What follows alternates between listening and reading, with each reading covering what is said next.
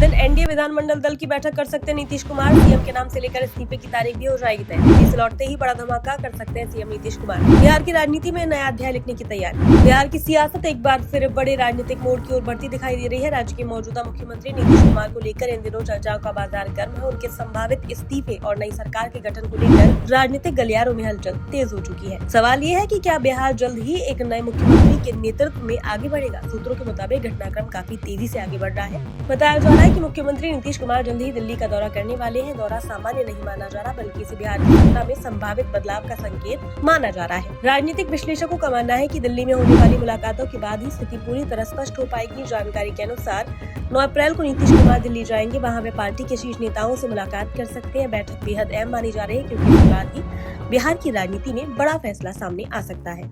कयास लगाए जा रहे हैं कि दिल्ली से लौटते ही वे कोई बड़ा राजनीतिक कदम उठा सकते हैं। इस पूरे घटनाक्रम के बीच 12 अप्रैल को विधानमंडल दल की बैठक बुलाए जाने की संभावना जताई जा रही है। इस बैठक को बेहद निर्णायक माना जा रहा है, क्योंकि इसमें नए नेता का चयन किया जा सकता है। अगर ऐसा होता है तो ये तय हो जाएगा कि बिहार का अगला मुख्यमंत्री कौन होगा। बैठक में चुने गए नेता को ही सरकार गठन की जिम्मेदारी सौंपी जाएगी। इससे पहले 8 अप्रैल को कैबिनेट की बैठक प्रस्तावित है। राजनीतिक सूत्रों की माने तो मौजूदा सरकार की आखिरी कैबिनेट बैठक हो सकती है। ऐसे में इस बैठक का महत्व और भी बढ़ जाता है। माना जा रहा है कि इस दौरान कई अहम फैसले लिए जा सकते हैं, जो आने वाली सरकार के लिए रास्ता तैयार करेंगे। राजनीतिक गलियारों में भी चर्चा है कि कैबिनेट बैठक के बाद घटनाक्रम और तेजी से आगे बढ़ सकता है। माना जा रहा है कि नीतीश कुमार दिल्ली से लौटने के बाद सीधे विधायक दल की बैठक करेंगे और उसके बाद राजभवन जाकर राज्यपाल को अपना इस्तीफा सौंप सकते हैं। हालांकि नई सरकार के गठन में एक और अहम पहलू सामने आ रहा है, खरमास। हिंदू पंचांग के अनुसार खरमास को शुभ कार्यों के लिए उपयुक्त नहीं माना जाता है। ऐसे में संभावना जताई जा रही है कि नई सरकार का गठन खरमास खत्म होने के बाद ही किया जाएगा। इसका मतलब है कि अगर इस्तीफा होता भी है तो नई सरकार बनने में कुछ दिनों का समय लग सकता है। सूत्रों के अनुसार 10 अप्रैल के बाद ही सरकार गठन की प्रक्रिया औपचारिक रूप से शुरू हो सकती है।